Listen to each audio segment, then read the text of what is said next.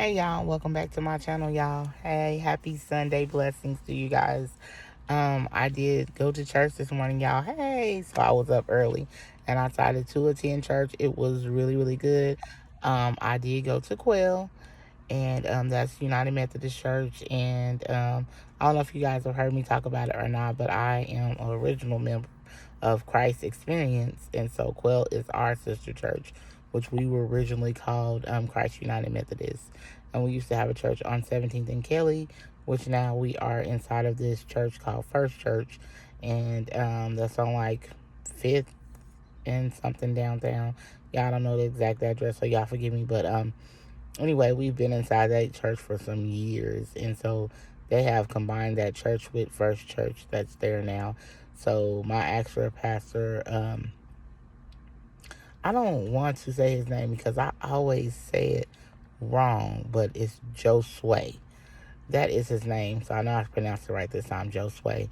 Um, he is the pastor there, and so yeah, I think this pastor, y'all at Quill, I think his name is, I want to say his name is Allen, but I don't know his last name. But he did not preach today. Today, Erica actually preached, and it was really good, y'all. Like for real. Um, I don't know if you guys are familiar. I know a lot of people that probably watch my show are familiar with the Bible and God and different things like that. But I never judge anybody from any walks of life. So if you are atheist or however or whatever you got going on, it's your business, honey, and that's your life to live. It's not mine, and I'm not here to judge you for any of your beliefs or anything that you want to believe. It's not here for me to judge. Um, but anywho, I am a Methodist, but um, yet and still it doesn't mean that I do not enjoy being at a Baptist church or Catholic church or non-denomination or wherever I'm at. It's a good message to be heard. I'm ready to receive, and also for some good music. I'm definitely ready to hear that. You feel me? But anyway, so dang, what was I finna say? I just started talking about a whole bunch of different stuff. Y'all, my voice really does not sound good right now. I don't know why it does. I was at the concert, but that was Friday, y'all, and it's Sunday, and I woke up and my voice just sounds so and I really don't know why. But anyway, I wanted to just come on here and tell you guys happy Sunday. I had was like, am I gonna make a video today? I didn't really know if I was or not, but I decided to go ahead and make a video. So bam, boom, bing. Here you go. Here's the video. Um, so that's what I did this morning, y'all. Was go to church. Oh, and I was gonna tell y'all what it was about. It was about the woman with the blood. It's Luke chapter 8. I want to say it's verse starts on verse 43. And if you guys want to read that, it's about the lady that she said if she would just touch the hem of his garment, that she would be healed. She just had enough faith to know that. And, it's like, ooh, we wish that Jesus was here now so that we could just touch, just touch the hem of his garment and be healed from each and everything. And that's how I always, I really like that particular story because I'm always like, man, if I could just touch, like, that is so powerful to just know that you could touch the hem of his garment, that you would be healed from, like, whatever was wrong with you. Of course, she had, like, the blood going on, the bleeding and stuff with her. So just to know that she had enough faith to know if she just touched it, God didn't even have to say anything to her. Well, not God, but excuse me, Jesus didn't have to talk to her. She just had to touch it and she knew she'd be healed. It's crazy to think that, because now it's like, we pray and pray and pray and pray, and sometimes we wonder if we're going to, certain things you wonder, are we going to get healed, or if we're going to get healed. But of course, in that story, it says the lady was like that for 12 years. Now, who's to say that she hadn't been praying and asking God to heal her for all those times? But this time, Jesus was there, and she was able to touch him and be healed, and she was healed immediately, which is always a blessing to be healed immediately. But what they were also talking about, Erica, I don't know if to say Pastor Erica or not, but Erica was also saying in the service about actually just continue to keep praying about things that are wrong with us. It doesn't have to be a physical ailment. It could be a mental ailment. It could be an addiction. It could be anything that we just keep constantly just keep praying for God to deliver us. So that message was good for me because I do pray for different things, because I did tell you guys that I have high blood pressure. And so I've had high blood pressure for over 20 years, ever since I had my middle son, and he is 21. Now, the reason that it's so bad is my fault, because when I was supposed to be taking one medicine when I was in my 20s, I did not take it. I was just like, whatever. But, when I was in my 30s, it went real bad, and I had to be in the hospital. And then I was placed on a bunch of medicines. So now I take a lot of medicines and stuff like that. And but I'm still praying that God will heal me from having that, and that I won't have high blood pressure any longer.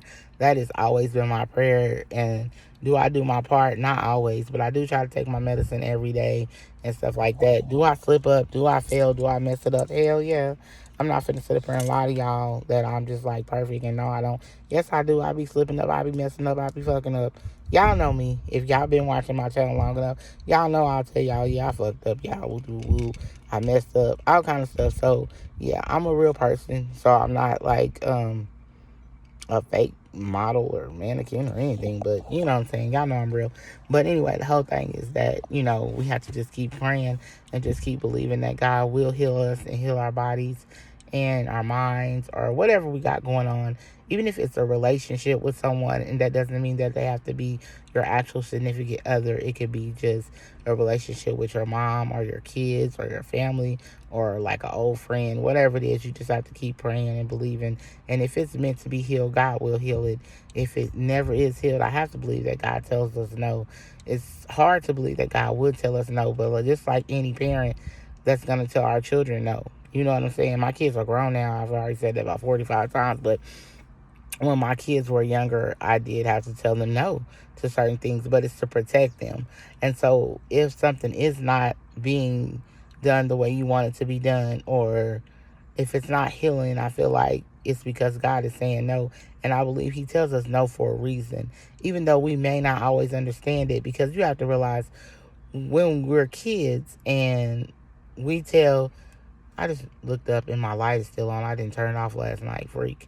Which that's gonna cost money. But anyway, but the thing is that like when God tells us no, we act like kids sometimes. Like, Lord, why I didn't get that? Lord, why I can do this? Why I can do, and we do, and I know I do. Tell no stories, won't be no lies. I do too, because it's like, dang, Lord, why come I have asked the Lord and just been upset with the Lord about different things, to where now I'm like, really, God forgive me for acting a fool about that, because that was crazy. You just really tripped out over some stupid stuff. But it wasn't even stupid at the time, but the way it's feeling in my, you know what I'm saying, in my spirit, I'm like, Lord, why I can't this and that, whatever situation might be. But you have to realize, just like how we are just how our kids were when they were kids, or if you got kids right now and you're telling them like, no, you can't have that, and they're like, well, I can't have it, no, no, no. Now, whether it's because, hey, you ain't got the money to buy it, or because they just don't need it, whatever the situation is, God sees it. Just like God sees it for us, we see it as a parent for our children. When we tell our children, no, you can't have that, or niece or nephew or whoever, in your life, when you're telling them and they're little kids and you're like, no, you can't have that. And they're like, oh, why I can't have no more candy? Or, oh, why I can't have no more ice cream? Or daddy or grandma or auntie or whoever it is, uncle, why I can't have no more? Why can't I buy some candy at the store? Whatever the case is. And I'm just using candy and ice cream stuff because, little kids love sweets. Most kids do. Some sweets, some juice, cookies, a bag of chips, whatever it is. Kids like junk and stuff like that. So, and some of us adults still like it too.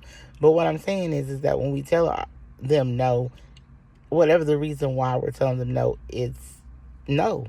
It's just no. Even if it's like, I don't got the money to do it, it doesn't matter. You ain't got to explain nothing to your damn kid. You told them no. And just like we didn't have to explain nothing to our kids, and we tell them, I don't have to explain to you. I said no. Whatever it is.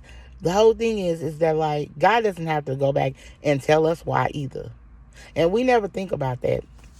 I myself just thought about that too. God doesn't have to go back and tell us. And when He tells us no, we want a reason, right? Go, God, why come? Well, Lord, why wouldn't? But Jesus, I've been good. But Lord, I've been trying so hard. And we have. It's not that we haven't been good, or we haven't done it, or we haven't did this, or we haven't done that. God sees the bigger picture. Just like you as a parent, you see the bigger picture.